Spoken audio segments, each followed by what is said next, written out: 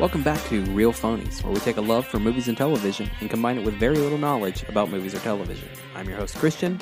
Joined with me is Joseph. Yellow. And Ian. Hey, what's up, guys? Today we're going to take a look at the illustrious career of one Jake Gyllenhaal, who has been acting like forever, and he's in a ton of things. He is in a ton of things. Well, I'll tell you, one of the reasons I suggested this on our thread is partially for the topicalness, because we just saw that he's cast as Mysterio in the new Spider-Man Far From Home thing. Yeah. But also because I very recently realized, in my mind, I've always thought of Jake Gyllenhaal, the very young actor. I think of him. Yeah. I think of him as, October Sky, Donnie Darko. And then he's kind of a pretty boy. He's in Day After Tomorrow just to be there, and he's in Love and Other Drugs. I think of him as just a generic handsome guy that's in movies. And then I went back and looked at all the stuff he's in. I was like, man, this guy has been in a lot of really good movies. He does a lot of independent stuff. And so I thought it would be, for other people who might have that perception, maybe it's just me, I thought it would be good to go back through and kind of write that interpretation. So our goal here is to determine his best performance ever, and because we are just experts and so qualified to make that decision. Absolutely. So, Joseph, you want to start us off and tell us some of his movies? Sure. Well, but before we get into it, I usually like just to find out a little trivia about the guy. There's not that much interesting stuff, but, he's obviously, his sister is Maggie Gyllenhaal. They starred in Donnie Darko together. He is, at some level, Swedish royalty. Really? Yeah. Really? Yeah. Huh. The Gyllenhaal name. People always compare him and Tobey McGuire, that they look a lot alike. They do look similar. But they don't actually look that When much they were alike. younger, they did. Yeah. I remember in Entourage when Vinny Chase he does Aquaman, and he tries to get more money, and they recast him with Jake Gyllenhaal. Right. Because they play on the Tobey Maguire thing, because he almost got replaced Exactly. as Spider-Man too.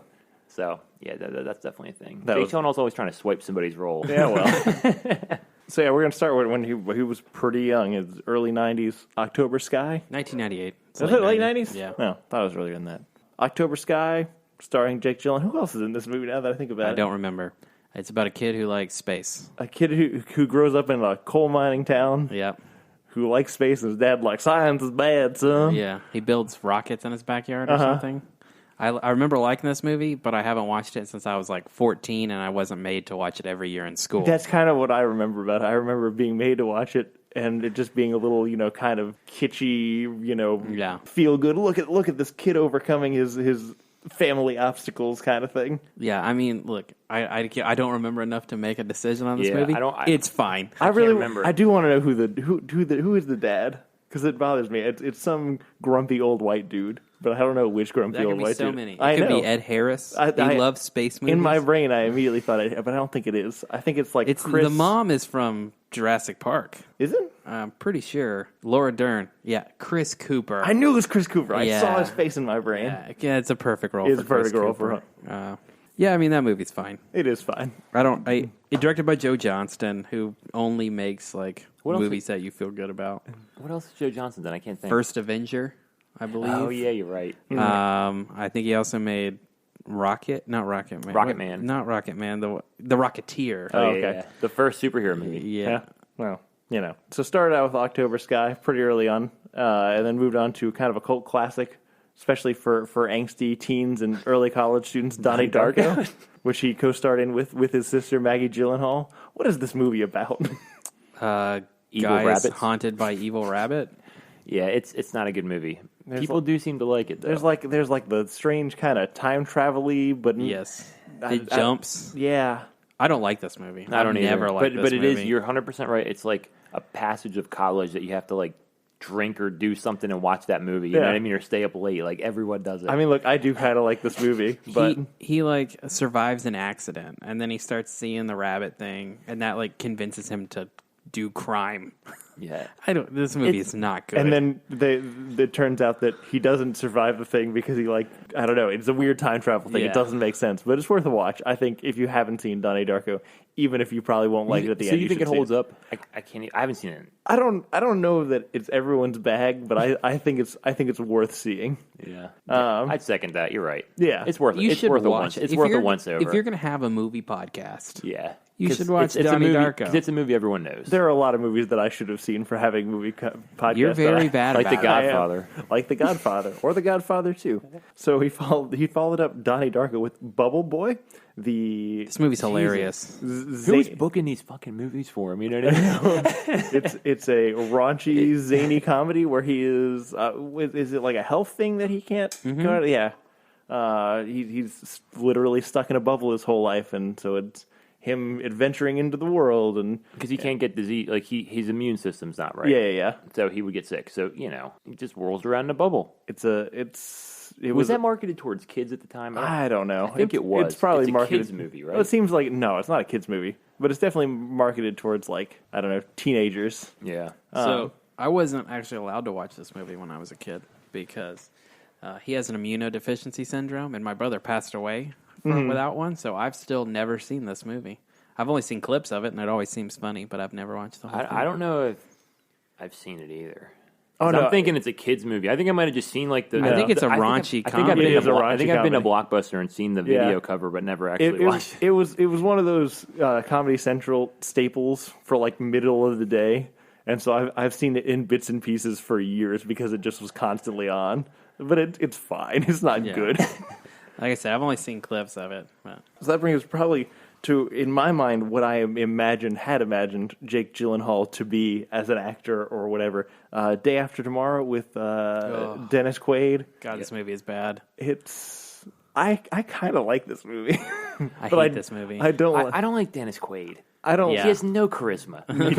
How did you become a movie star? You look like a dad. He is a dad in No, I'm everything. saying- Yeah. We should do a Dennis Quaid episode just so we can trash on everything he's been in. But look, Jake Gyllenhaal isn't even trying in this movie. No. And at this point, I don't know if he thought I'm going to become a dramatic actor or I'm going to become a big budget movie star because I feel like he's torn in this role. Yeah, I think this one is that seems to follow for the next couple on this list. Yeah. I feel like he was given a dip in his toe in the big blockbusters right here and he didn't know how to pick them at first, or he was still not famous enough to like pick and choose. He was getting the leftovers of the big ones. You know what I mean? Because this feels like one that 3 other guys passed on for Jake. You know what I mean? Is this a Roland Emmerich movie? It is a Roland Emmerich movie. Yeah, it's literally Roland literally exactly the same movie as 2012, but I still kind of like this one better. Yeah. I've seen it several times. Emmy Rossum's in it. Yep. I just remember, that he's a climatologist, or Dennis Quaid is, and I think Jake Gyllenhaal's just like a piece of shit son. He is. Yeah, Like that's all, and he's like just stuck in New York in the water with a girl. Yeah, exactly. He's a piece of shit son trying to get laid during the apocalypse. That's all it is. At least it's real life probably too. Yeah, this one's worse than Transformers. This is definitely worse than Transformers.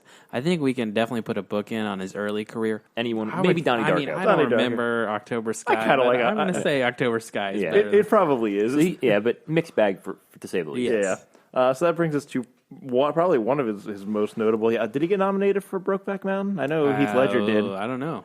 He I'll probably look it up should. right They're very now. good. Yeah, Brokeback Mountain was Heath Ledger, who I love. Yep. Michelle Williams. I mean, everyone in that movie is amazing. It was kind of a He was nominated for Best Supporting Hang on, Actor. yeah. This was not an intentional joke, but it's kind of a coming out party for both Jake Gyllenhaal and Heath Ledger because they had both been kind of in those pretty boy roles. No pun intended. Absolutely not, but it works. They had both been kind of pretty boy actors who went into kind of a controversial but very well received good performance kind of movie, and I feel like both of their careers had changed after this movie. Yeah, well, this was pretty short after this movie, but yeah. This all right. Yeah, and this was like critically loved but kind of controversial at the time because it was, I think it was Ang Lee. Yep. And it was not. They showed more than I think other movies had shown in the past with like stuff like that. You know what I mean? Mm-hmm. It's a movie about gay cowboys, by the way. If you don't know what Brokeback Mountain I guess so. I think it's a good movie though. I have seen it, but it's not something I've seen more than once. I saw it once, so long time ago. I only saw it once. It was on HBO one night. Yeah. And when people talk about a movie, I want to see it. Yeah, and Heath Ledger will draw me into anything. Like Heath Ledger is incredible in this movie. Like after Dark Knight, I went back and watched all Heath Ledger's movies. Like he's so good. He is fantastic in this movie, and Jake Gyllenhaal is pretty good. I just don't think he lives up to the same level. Yeah. I think Heath kind of outshines in this movie. I'm one of the people that say Heath is better in this movie than he is in The Dark Knight. Like, they got it wrong when he didn't get the award for this movie, and they had to make it right on Dark Knight. And also he died. But Brokeback Mountain, another people I'm reading. Anne Hathaway, Linda Cardellini, Anna Faris, Randy Quaid, a lot of famous people. Yeah, Randy Quaid is an a-hole in that movie, and in real life. Yeah. No, I like this movie. I haven't made the. It's one of those things like it's very serious and very heavy. Yeah. And you have to be in the right mood to want to watch it because it's depressing too. Yeah, but he followed Brokeback Mountain up with probably the most forgettable war movie I've ever seen, unless I've forgotten the more forgettable ones. Jarhead. Yeah, and this with is Jamie Foxx. I think. I feel like he was searching for an Oscar. Like he was trying to get, like he was taking roles for an Oscar. This one and Jarhead. You know what I mean? I think he was like, I want to get some nominations under my belt. This is not a good movie, and Jake Gyllenhaal is not good in it. I just remember it being boring. It is. I remember it's a war movie where they don't ever fight. Like there's no war in it. Actually, yeah, it's all about he just walks around the desert. You know what? Bit. His character is really similar. We're going to get to it, but to Tobey McGuire's character in Brothers. But Tobey McGuire does it way better. But that brings us to probably his dumbest big budget movie. Is maybe so far in his career, Prince of Persia, but also maybe the best video game movie so far. I don't dislike Prince of Persia. I don't really like it either. Yeah. It's very Transformers for me. Yeah. It's probably the best video game movie, which is like really sad. Yeah, but, that or Tomb Raider, I would say. Ben Kingsley is in this movie. Sir Ben Kingsley. Kingsley. Yeah, and guy who played Dr. Doom in the new Fantastic Four movie, he's in this movie. Toby Kebbell. Mm. Dr. Octopus himself, Alfred Molina. Alfred Molina's in this movie? I don't remember that. It's a bunch of white people playing Persians. Yeah. It was, it's definitely whitewashed. Yes, it's the definition of whitewashed. I love the games. So I did watch this movie. The games are like a platformer, you know. Prince of Persia, I feel like Prince of Persia is most famous for kind of being the first game before like even Assassin's Creed to start integrating like parkour. Yep. Like their mechanics for moving around the city really kind of was the draw for people. And they tried to integrate that into the film, which they did a fine job. Yeah. It's a fine adaptation of Sands of It's Time. Transformers. Right? Yeah, it's Transformers. And that brings us to Zodiac, which in my opinion is kind of one of his first roles where he's not just like he's a crazy person in this. Mm-hmm. Obsessive. Yeah. Zodiac's a good movie. It's a great movie, man. Because he's not even like a detective. He's just a reporter in this, right? Mm-hmm. And he gets absolutely... He works at the newspaper. Yeah. And he gets absolutely transfixed. He has to find out who the killer is, even after the case itself has kind of died down. Mm-hmm. Yeah, Zodiac's David Fincher. It's about the... I feel like every time we do Sam? one of these special episodes, somehow we always end up back on Zodiac, and we just sit here and rave about it for 5 minutes. That's fine. I think it's looked at now as his best movie. It's one of at his the time best. It wasn't, but I think now David Fincher. Yeah, most people would look back. Fantastic. As his best movie. And Also, Jake Gyllenhaal is great in it. He is, and Robert Downey Jr. is in it. And Robert Downey Jr. one of his best roles. Yeah. Yep. That's he's great in that movie. But once again, what I'm starting to see in Jake Gyllenhaal is he's even the movies he's good in. There's someone I like more. And like Heath Ledger in Brokeback Mountain, Oh, that's a Robert really Downey great Jr. point. in Zodiac. He's never owned a movie that I've seen yet. That is a fair point. I actually like him better in Zodiac than Robert Downey. Really? Just because he's, I don't know, I think he really plays, like, you see him gradually fall into the obsession more as it goes along. That brings us to Brothers, which I mentioned a little bit earlier, which is Tobey McGuire is married to, who is it? You want me to look it up? I can see her damn face. Oh, it's, I want to say Michelle Mahoney. No, it's not. That's who you guess for everything. It is who you guess for everybody. Natalie Portman. Ah, yeah. Oh, yeah. Tobey McGuire is married to Natalie Portman. He gets sent overseas where he gets captured by the enemy and then was presumed dead. And then Jake Gyllenhaal's kind of the fucked up brother comes in to like comfort her and take care of, their family. And then there's kind of a love spark, but then you find out that Tobey McGuire is not killed and he comes back to America. Society. and As a crazy person. and he is not right. Yeah. Yep. PTSD, yeah, crazy soldier. It's a heavy movie. How does that movie end? I forget. It ends with him going to like a psychiatric facility, I think, Okay. because he needs help. It's a good cast. Yeah. Sam Shepard, Carey Mulligan's in this movie. Is she? Yeah. I don't remember that. Does Natalie Portman end up with Jake Gyllenhaal at the end of that movie? I can't remember. No. Okay. Yeah. I don't love this movie, but it's Who's fine. the director? I I don't remember I that. can pull Yeah, up the IMDb it's page. definitely like it's forgettable. You Jim know? Sheridan, I who know. I don't. Yeah, it's, David Benioff wrote it though. Did he? Yeah. That son of a bitch. I think Tobey McGuire once again does a better job as No, I than Jake totally Gyllenhaal. agree. But he's also got the show your role. Toby does. In this. Yeah. But this reminds me a lot of Homeland. Have you guys seen Homeland? I think. That's similar plot. Yeah, kind of. I'm sure some of that was probably drawn from this. Yeah. And kind of the oddball on the list, though it to me it doesn't seem like it would be. Love and Other Drugs is kind of his romantic comedy. Yeah, but it's almost more drama. But it It's is not more of a really- drama. it's It was not marketed as a rom-com. as a rom com, Yes, but it then was. it wasn't actually. The first 45 minutes are rom com, and then it gets real heavy and like a statement on like the pharmaceutical industry Yeah. and health That was a movie that insurance you're and- 100% right was not marketed right. Yeah. Because it was like, it's much more serious than what, you know what I mean? We should do a podcast on that. Movies that were marketed wrong. Yeah, Or 100%. Yeah, once again, Anne Hathaway, him and Anne Hathaway are like They do a lot of the movies together. 2010 version of Tom Hanks and Meg Ryan. Yeah. And they're good together. yeah. The plot in this is I think Anne Hathaway's sick and Jake Gyllenhaal is pharmaceutical He's a pharmaceutical rep. Yep. and I think they kind of get together. She changes his opinion on the pharmaceutical industry. Yeah, leaves his impression. There was like a thing in the late 2000s where we had these movies that like made a political statement and the main character like always started supporting these things. Like this movie is just like Thank You for Smoking. Whereas Aaron Eckhart was like a tobacco lobbyist Yep. who then gets lung cancer. Yep. Like Jake Gyllenhaal is a pharmaceutical rep and falls in love with someone with a terminal disease. Yeah, she has Parkinson's. And so he, there's a lot of like inner commentary about what's actually going on in the world. It's a fine movie. It's better than Transformers. I like this movie. Yeah, it's definitely raising heavier questions than it earned, I would say. Sure, that's probably true. It's not an Academy Award winner. Yeah.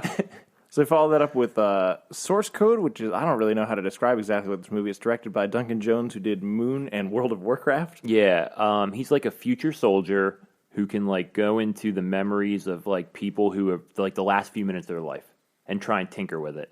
So like it's basically a Groundhog's Day with like action, and it's Jake Gyllenhaal trying to change this train bombing, and he keeps getting blown up over and over. But he's in another person's body. It's cool. I mean, I remember liking it a lot. It's probably we talked to so far. Probably my favorite one he's done. Do you feel like he's good in it, or you feel like it's more concept driven though? Definitely concept driven. Okay. Yeah, it's not like it's definitely more. I would say Duncan Jones and like the sci-fi elements of it. He doesn't. It's he's just generic action hero kind of in it most of If the only movie. a Duncan Jones had stayed on that trajectory. I know, right? Warcraft. Yeah. And Mute. Wait, also maybe the best video game movie. I don't mind Warcraft, but Mute is a big bag of garbage. Yeah. So we follow that up with End of Watch with Michael Pena. And This is his best movie. Yeah, this is his best. He outshines everybody. Yeah. Well, David Michael Pena's Ayer. good too. But, they're really good. I feel like they're on par with each other in this one. But this movie's amazing. This is the movie that I thought convinced me that David Ayer was a good director. Yeah. And then Suicide Squad proved this wrong. Well, they had the one about the tank oh yeah, with Brad Fury. Pitt. Oh, I Fury. heard that one's really good. That's That's okay. a good movie too. Yeah, but and that's- then all of a sudden Suicide Squad came, and I Yeah. realized these two were the outliers. Yeah. But yeah, it's And then he did the Will Smith movie, which is even worse than Suicide Squad, Oh, what which is that? End of Watch with like fairies. It's End of Watch with mythical creatures.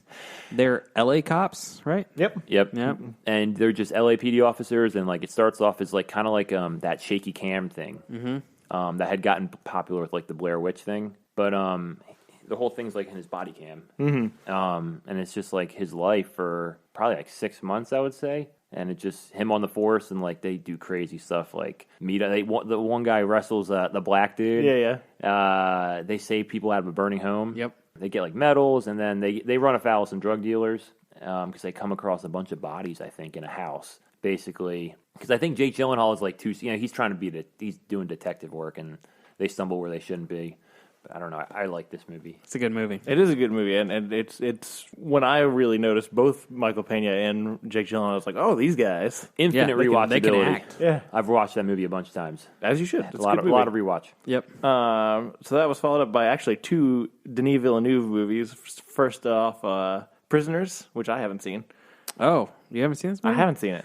Prisoners is like... It's okay. I don't think it's great. It's like it's a missing person. Yep. Hugh Jackman's daughter goes right? missing. It's his daughter. Mm-hmm. She goes missing. Jake Gyllenhaal is the cop. Jake Gyllenhaal is Yep. The detective assigned to the case. Hugh Jackman. It's an understated movie. Like it's not a lot of action. It's like. But part of it is also like to what lengths that you'll go to like that's the save point. ya. Jake Gyllenhaal is not the main character. Of this movie. It's about Hugh Jackman is. And how far he's willing to go, and and there's a lot of twists and turns. It's very like long, atmospheric. Kind of reminds me of like True Detective is like a movie. Kind of, you know what I mean? Kind of got that kind of story, and that everything's like got that eerie. But the acting is it. not as good as True Detective. No, it's just kind of like plot and tone, but it's not as good. Mm-hmm. I saw this movie one time. It seemed kind of like we were talking about Love and Other Drugs. It seems like it's heavier than it should be. Like they're both really Hugh Jackman specifically, and I get that his kid is missing, but he is in a very dark place in this movie. The end of that movie, I remember it's like Hugh Jackman comes across the killer. Mm-hmm. He like sets up a murder room. Yeah, in an abandoned building. Yeah, and they get Hugh Jackman paralyzed, and they bury him in this room alive, and he just got this whistle. Yep. And he's underground just whistling, and that's how they cut the movie. Well, no, the end of it is because it's Jake Gyllenhaal. Oh, he's standing out there. And you're not sure like if he hears it or not. Yeah. Oh, yeah. No, I've seen the end of it. It's very good. The ending is pretty great, but Paul Dano. Yeah, Paul Dano's the one that he thinks. Yeah. Who is he's creepy in that movie. That dude's creepy. So the other Denis Villeneuve movie that actually was filmed before this but came out after it is a movie called Enemy, which I actually watched this morning. It's a doppelganger movie where Jake Gyllenhaal finds out that there is another version of himself that looks exactly like him that is probably not related to him. It's a very surreal kind of movie, but essentially like he kind of gets obsessed with the idea that he needs to meet this guy, and then he meets the guy, and then he's like, this was a bad idea. But the other guy's like, oh, this is a great idea. And so he immediately gets like more than he bargained for out of it. It's also like very slow. They really lean into like how weird it would be to like, I don't know, kind of like walk into someone else's life. So they're a doppelganger? Yeah. Does he play both roles? He does play both roles. And I'll say he does a really good job because he like even just in the face.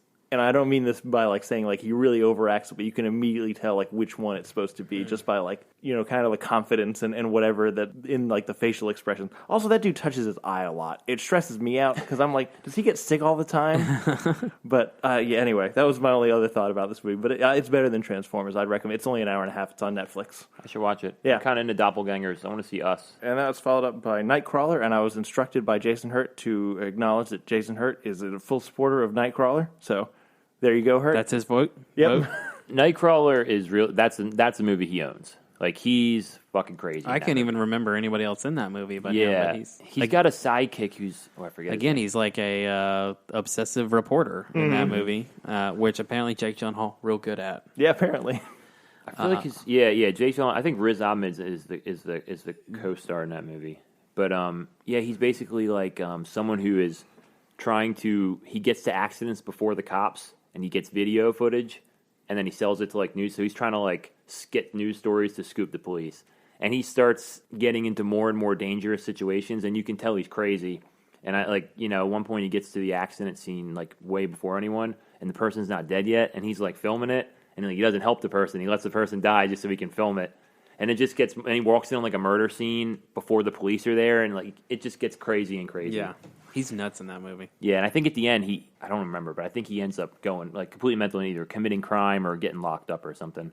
But he does. I think he got nominated for an Oscar. I want to say that he did. He's been nominated for something. Yeah, I think it is that one. Let me look it up. Have you guys? Neither one of you have seen that though? No, I like that movie. You just did a really good job of summarizing it. So. Yeah, Riz Ahmed, Rene Russo, Bill Paxton. Rene Russo. But that was the first movie Riz Ahmed that I really liked. And then he went and did the Night of. Yeah, I need to watch that. Yeah, Which is that's really all of them are good. an hour and a half. Yeah. So that's followed up with a boxing movie called Southpaw, which you had interesting information on that I didn't know. Yeah, so Southpaw is like it's a boxing movie, and the only thing I know about this movie, I've seen it, but it was originally Eminem was cast in it and was going to bulk up and play the role, but it eventually dropped out. But this was like Eminem was attached to it for years, and then Jake Gyllenhaal did it, and he's ripped in this movie. He's jacked. That is the only thing I remember is he's ripped, and he is basically playing Eminem. Like, he's gangster white guy in this movie. Like, does he pull it off? I can't remember. I don't think so, though.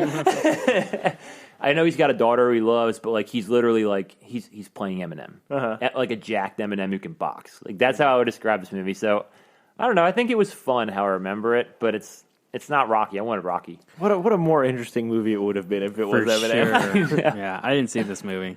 But yeah, it's okay. So you followed up with a movie called Everest, which I think you also are the only one who's seen this. No, I saw Everest. Oh, you saw Everest, okay. It's about people climbing Everest. It's a true story of like a... Oh, yeah, this is one, you're just right. Jason Clarkson. Jason Clark leads an expedition. There's a million famous people. He takes a group up, and there's like a storm coming in, and right after they reach the summit, like, stuff starts going horribly wrong, and Jake Gyllenhaal plays like... He dies in this movie. He's one of the people that dies. Yep. He basically just kind of like camps up there and lives at such a like high place, and they get up to him and he gives them supplies and he goes with them the rest of the way, and something goes wrong and he has to go back. Yeah, I think someone gets sick and he tries to turn him back around, or someone else is hurt. But yeah, no, basically, it's a May 10th, 1996, like there's a storm that hit Everest and a bunch of people died. And everyone's playing Jake Gyllenhaal, Jason Clarke, Josh Brolin, Keira Knightley, John Hawkes, Michael Kelly. There's a lot of famous people in this movie. Michael Kelly, big Atlanta Falcons fan. Really? Yep. It's pretty cool. It's fine. This movie's fine. There's no reason to watch it not in IMAX. I remember it having like a lot of cool action scenes with like snow and ice, and like I remember it sticking out more than like the average mountain, because they make a lot of these movies. You know what I mean? Like where the natural disaster goes wrong. Mm. But I don't know. Yeah, I think it's better than Transformers. I'd recommend it. I'm going worse than Transformers. He's also in a fairly dumb sci-fi horror movie called Life. It's very dumb. It's Life could dumb. easily be the Venom origin story. So if you know the Venom origin story, it's that. The only thing I know about this movie is Ryan Reynolds was originally cast as the lead, and then he got scheduling conflicts. I looked it up with Hitman's Bodyguard. So he had to leave the lead role, so Jake Gyllenhaal switched. So now Ryan Reynolds, that's why Ryan Reynolds is playing like the 1A, and Jake Gyllenhaal got the lead in that role. It's not even 1A. He's billed as 1A. He dies in like 7 minutes. He does. He gets that right out. So I don't know. That movie's kind of stupid. It's very stupid. And it is 100% like ripped Venom comic book origin. Yeah, absolutely. Yeah, like I would have, if I was Marvel, I would have sued him for trademark infringement. But it was like that close beat for beat. But that brings us to just about the present. There are a couple movies that he's got going on in the near future. He's got Wildlife actually came out recently with Carey Mulligan. That's supposed to be really good, but it like very recently. Velvet Buzzsaw is coming out in like a couple weeks on Netflix, and then the Sister Brothers he's in. I don't think he's the main character, but with Joaquin Phoenix and John C. Reilly and Riz Ahmed also again. Yep. But out of the stuff that he's already made and the things that he's seen, what do we think is the best performance? Well, I mean, so for me, the overall Jake Gyllenhaal, like, I had a pretty positive viewpoint of him. Now going back through it, I'm like, maybe he's not as great as I think he is. Yeah. I mean, I think he's a talented actor. I just don't think his filmography is super great, or at least it's movies that I don't really care for. My favorite movie that he's been in is probably Zodiac. The one he's probably best in, though, probably End of Watch for me. Yeah. It's tough. I don't have strong opinions either way. I'd rather watch Zodiac, but yeah, he's probably better in End of Watch. Yeah, I agree. Like, I thought he had a better career going through it. It seems like the early movies weren't good. Then he did a bunch of good movies where he wasn't the best in it. And now he's starting to break out a little bit. I think he's never been bad. It's just like the movies aren't great choices, and someone's always kind of been better, but he's never the weak spot of a movie, I don't think. Yeah, I would have to agree. End of Watch is probably his best role and my favorite movie out of all of them. Yeah. That movie's dope. I mean, if I'm just being honest with myself, End of Watch would probably be my first pick, just because I think that's his most engaging performance. Like, I feel most captivated by that character. But having just watched the Enemy one that I just saw, and also, general recency bias, I don't know, I was really impressed because I felt like he did a really good job of portraying two different people that look the same. very convincingly. Even there's obviously a part where they're going to like pretend to be each other, and even when they pretend to be each other, like you can tell that it's one person trying to look like somebody else. And I thought that he just did a really good job of nailing that distinction. And all, I mean, it's also like a good performance in general. So if I'm going to say 1A, 1B. I like a little difference. What anyway. is That's a good job. What was Hurt's answer again? Nightcrawler. He loved Nightcrawler. Nightcrawler. Because Zodiac is, I mean, he's really good at the crazy obsessed guy. So, I mean, that's also a fair choice. Well, Jake Gyllenhaal, Ian and I win because, we agreed. And to watch. Majority rules. Yep. That's how it works. It's fine. What have you guys been watching? I'll start. Obviously, I just watched Enemy for this podcast, and that was it's on Netflix, and I recommend it. Hour and a half flicks are like my jam. 90 minutes is the ideal amount of time a movie should be, unless it's a Lord of the Rings movie. They're just getting longer. I know it. I've watched the first 2 episodes in the new season of True Detective, which is so far better than the second season. The first episode I was really good, and then the second episode seemed a little slower. But Mahershala Ali is really solid, and Steven Dorff's in it, and I was like, I've seen this guy before. Who is this? And then I was like, Blade. It's the villain from Blade. What has this guy been doing for 20 years? Nothing. I don't know. But he's also really good in it. So the third episode just came out last night at the time of recording, and I'm excited to go back and watch that one. What is it? I know I watched one other thing. It's not good that I can't remember it. Nope, keep going. We're just going to forget about it. I'm going to come back to it. What you got, Christian? Of course. I say it every week. I watched a bunch of Critical Role. Oh, yeah, me too. I finished the Chroma Conclave story, which took an entire year for them to record, an entire month for me to listen to it. It's cool. I'm digging it. I'm excited to keep going.